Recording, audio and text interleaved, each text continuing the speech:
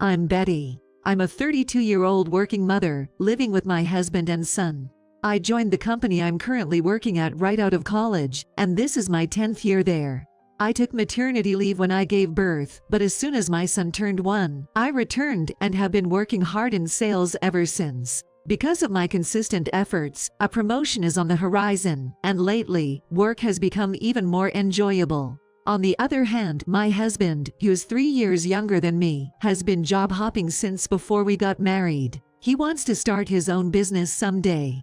According to him, to become a successful entrepreneur in the future, it's better to gather experience from various companies rather than stick to one place. But when I look at his current situation, every time he changes jobs, his salary seems to go down. I've always wondered if he's truly gaining any skills, but felt I had to support the household to make his dream come true. I wanted to believe in the potential of the man I loved. However, he betrayed me in an unthinkable way. He tried to trap me. For about the first 2 years of our marriage, things were great between us. Due to his unstable job situation, our life wasn't easygoing. But it was fun dreaming with him about building our own house once his business took off, or taking trips abroad. However, things started changing around the time our son was born. He became noticeably colder towards me. Looking back now, maybe he didn't change much. But having a child made me realize his true nature. He never was into doing household chores, and he especially hated parenting.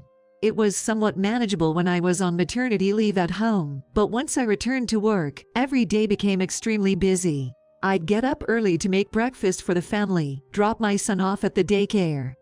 After work, I'd rush to pick him up, do some grocery shopping, and prepare dinner. I was constantly on the move, wishing if someone could help me. However, my husband had never helped me. Considering he had more free time, I wished he could at least drop our son at daycare, but he flat out refused. When I asked him why, he said that he doesn't want to be considered as a man who is not busy at work because he has time to drop off his child. I was surprised by his excessive self-consciousness, but I tried reassuring him that nowadays it's pretty normal for men to be involved in parenting. In fact, I see many dads in suits dropping off their kids at daycare. But no matter what I said, he remained stubborn. To avoid constant fights, I eventually gave in. Between my early starts, overtime, housework, and childcare, I was stretched thin but pushed on for my family. It would have been nice if someone could have talked some sense into him. The only person he seemed to respect, my Phil, unfortunately, was on a work assignment in another state. My Phil always understood and appreciated my work, often praising me for managing both my job and household chores. Even during my pregnancy, he advised his son to take care of me. However, not long after our son was born, he was transferred far away. His wife, my Mill, stayed at their home. Unlike him, she was soft on her son and always took his side, so she wasn't of much help. Being a longtime housewife, my Mill seemed to disapprove of me continuing to work post-childbirth. She might have also been bothered by her son's unstable job history. It irked her that I, his wife, was achieving more at work.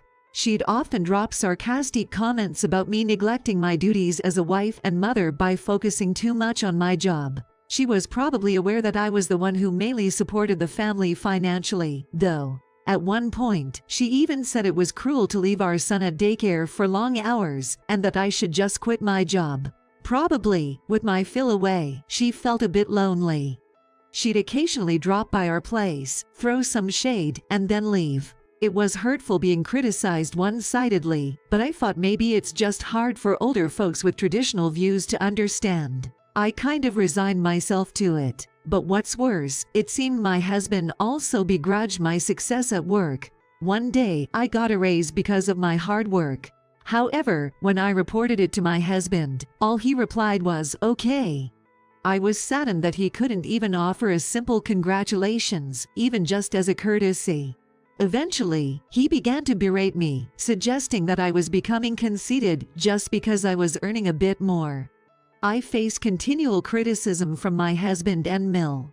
I began to wonder why I was working so hard every day, and even started regretting marrying him. Moreover, day by day, my husband started coming home later and later. Back then, he worked at a factory, and he was supposed to finish work at a set time.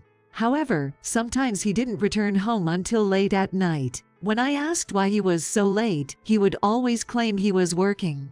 I didn't believe him, but whenever I tried to get a clear reason, he'd quickly become irritable. So, I didn't press him too much, but I couldn't help feeling suspicious about his odd behavior. Then, the unexpected happened. One evening, my mill dropped by our house and announced, while it was common for her to visit without notice, that particular day had been exhausting for me. Earlier, there had been a field day for my son, and after several days of overtime and waking up early to make sandwiches for lunch, I just wanted to sleep early, especially since I had an important business meeting the next morning. My son seemed to be also tired. By the time my mill arrived, he was already in his bedroom. But with her there, I couldn't just go to bed. Feeling obligated, I dragged my tired body to the kitchen to make her some coffee. However, suddenly, my husband grabbed my arm. Confused, I looked up to see him saying, "You must be tired. Let me do it." It was rare for him to offer to help in the kitchen. Usually, no matter how tired I was from work, he'd make me handle everything from cooking to cleaning. I figured he was probably just trying to show off in front of my mill, thinking, he's all talk, no action. I tried to proceed to the kitchen, ignoring him. But he didn't let go of my arm. With a firm tone, he said, "Just sit and rest," forcibly guiding me to the couch. I was in a bind. If I let my husband make some coffee, my mill would start grumbling. She'd probably grumble about how I was bossing him around. However, to my surprise, even my mill said, "Just sit down and relax," holding me back with a smile. While I was talking to her, my husband went to the kitchen and began making some coffee. Something was off. There's no way they'd both suddenly become so kind. What's going on today? As I pondered, my husband came over with a tray of cups. "Well, have some coffee." He smiled, placing the cup in front of me. I thanked him, but kept a close eye on him. He kept sneaking glances at me. Even my mill seemed unusually restless. Something was definitely up. I then turned my gaze to my cup. And it hit me, I realized he was up to something. There was a reason behind their sudden kindness. I wasn't going to fall for their tricks. I decided to act immediately. Oh boy, they better be ready, I won't hold back anymore. Lifting the cup in front of me, I stopped just before taking a sip and said to my husband, "So, we have some cookies, right? Shall we eat them?" Normally, my husband would never serve snacks to guests, but since he told me to sit and rest today, he would have to bring the cookies. At first, he looked clueless, but as I expected, he said, "Oh, right," and got up to fetch the snacks from the kitchen. My mill said, "Oh, I'm sorry to bother you," and went to the kitchen as well. I didn't miss this opportunity. When my husband returned with cookies, I finally took a sip from my cup. My mill, who was sitting next to me, started drinking her coffee as well. For a while, the three of us made small talk, and I showed my mill a video of our son's field day. But both my husband and mill kept glancing at me strangely. Despite feeling their intense stares, I drank my coffee with a straight face. Seeing me like this, my husband tilted his head. Just when I thought things would pause without incident, something did happen. My mill's face turned pale, and she suddenly stood up. She then bolted out of the living room, clutching her stomach. She was headed for the bathroom. I thought to myself, I knew it, and looked at my husband. He stood there, eyes wide open, in shock. Then, for a moment, he shot me a glare before hurrying after my mill. Outside the bathroom, he was banging on the door, shouting, "Mom, are you okay?" She was groaning in the bathroom, but I couldn't make out what exactly my mill was saying. I could kind of guess from her groans, though. After a few minutes, my husband returned to the living room, leaving my mill in the bathroom. His face was pale, and he bit his lip. I said to him, "Seems like you put something in my coffee, huh?" "So it was you after all," he shouted back with bulging eyes. I smirked. "No, it was you, right? I just switched my coffee with your mother's because it looks suspicious." "You're the worst wife ever. Suspecting me like that," he retorted. "Well, which one of us is the worst, really?" I left. You probably put in laxatives or something, right? There was some weird powder on the edge of the cup. It was too obvious. Well, there was a small amount of white powder on the rim and inside the cup my husband had given me. If you were someone who made coffee often, I wouldn't have been suspicious. But my husband never does household chores, and my mole thinks it's natural to boss the DIL around. Them being nice and letting me rest was too good to be true. So I was careful about my husband's actions and the coffee he gave me. After being caught, my husband confessed everything.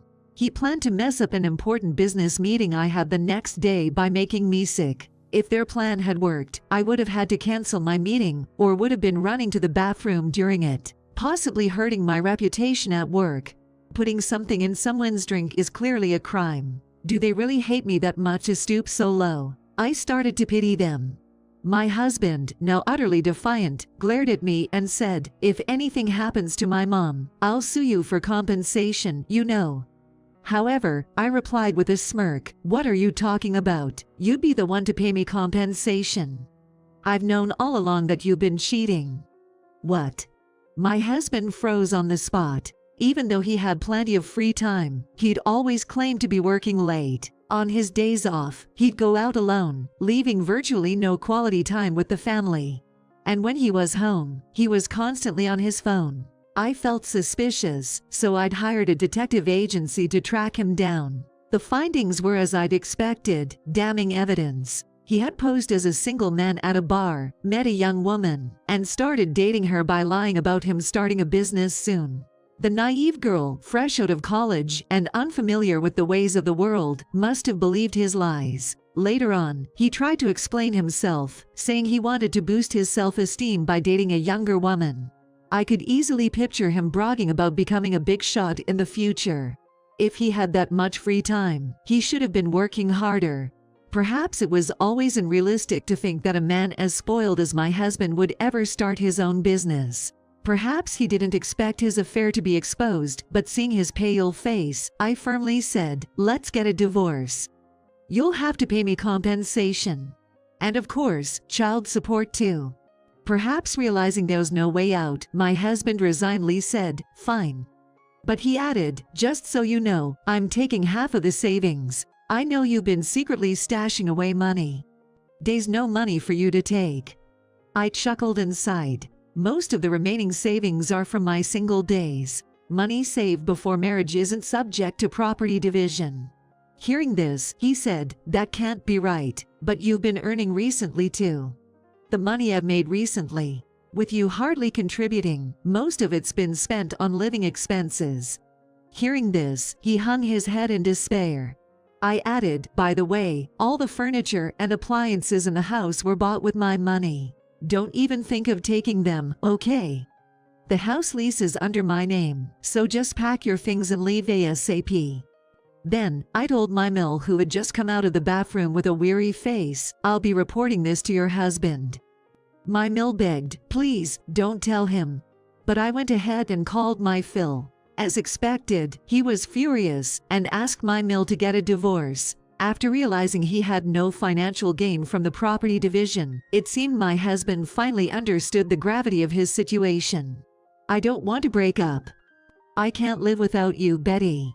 He cried and pleaded, even going as far as to kneel and beg. But an apology now wouldn't change how I felt. I hired a lawyer and successfully divorced him. I demanded a large amount of money for compensation and child support. With a low income, he couldn't pay the compensation in a lump sum and ended up with massive debts. However, the punishment didn't stop there. I had filed a police report that my husband and Mill had put laxatives in my coffee, resulting in both receiving guilty verdicts for assault. Though they got suspended sentences, they now have criminal records. In the end, my husband was dumped by his mistress. To repay his debts, he worked tirelessly day and night. My Mill also got divorced, so they now live a miserably poor life together. He got what he deserved for trying to sabotage me, the backbone of our family, out of sheer jealousy. As for me, I recently had a very successful business deal and was promoted to the sales team leader. I moved out of the apartment I shared with my husband and rented a new condo. My son and I are living happily together now. While my first marriage was a failure, I'll keep working hard and try to enjoy my life. Take care, everyone.